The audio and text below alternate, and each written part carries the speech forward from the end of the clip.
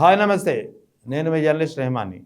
ఆంధ్రప్రదేశ్ రాజ్యసభ స్థానాలకు సంబంధించిన నోటిఫికేషన్ వెలువడింది. ఈ నెల 18వ తేదీన రాజ్యసభ ఎన్నికలు జరగనున్నాయి.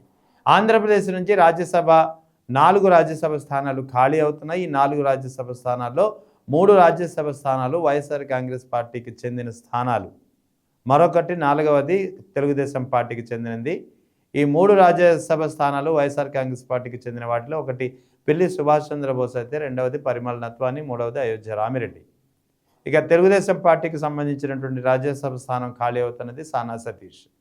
సో ఈ నేపథ్యంలో ఈ 4 స్థానాలకు ఇప్పుడు వైఎస్ఆర్ కాంగ్రెస్ పార్టీ బలం లేకపోవడంతో తెలుగుదేశం పార్టీ నుంచి 3 అభ్యర్థులు ఖరారయ్యారు. 4వ అభ్యర్థిగా జనసేన పార్టీ కోటాలో లింగమనేని రమేష్ పేరును ప్రకటించినటువంటి పరిస్థితి. ఇక తెలుగుదేశం పార్టీకి సంబంధించినటువంటి 3 స్థానాల్లో సానా సతీష్ పేరు ఇప్పటికే రెన్యువల్ అయింది. ఇక కొత్తగా భాష్యం రామకృష్ణుని పేరు ప్రకటించారు.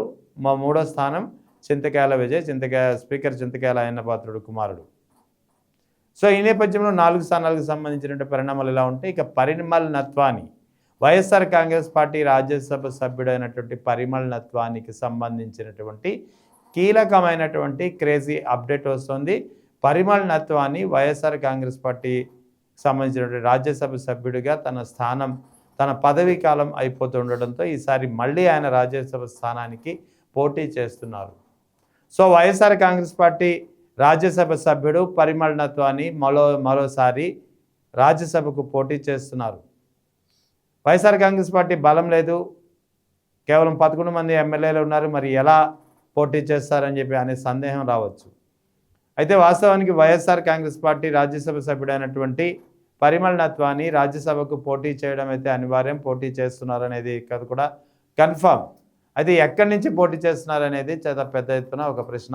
అయితే ఇది ఆంధ్రప్రదేశ్ నుంచి కాదు, జార్ఖండ్ రాష్ట్రం నుంచి పరిమళ్ నత్వాని రాజ్యసభ సీటుకు పోటీ చేస్తున్నారు. అది కూడా ఈసారి వైఎస్ఆర్ కాంగ్రెస్ పార్టీ తరఫున కాదు, బీజేపీ తరఫున, భారతీయ జనతా పార్టీ తరఫున పరిమళ్ నత్వాని జార్ఖండ్ నుంచి రాజ్యసభ కోసం పోటీ చేస్తున్నారు. దీనికి సంబంధించిన నామినేషన్ కూడా దాఖలు చేయబోతున్నారు.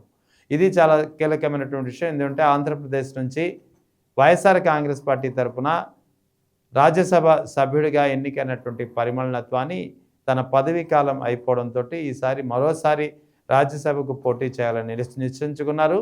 ఈసారి బీజేపీ నుంచి జార్ఖండ్ రాష్ట్రం తరఫున పోటీ చేయనున్నారు. దీనికి సంబంధించిన నామినేషన్ ప్రక్రియ కూడా పూర్తి అవుతుంది. సో ఓవరాల్గా పరిమళ్ నత్వాని అంటే వైఎస్ఆర్ కాంగ్రెస్ పార్టీ రాజ్యసభ సభ్యుడైనటువంటి పరిమళ్ నత్వాని మరోసారి రాజ్యసభ సభ్యుడిగా ఎన్నిక కానున్నారు. ఇది చాలా కీలకమైనటువంటి అంశం.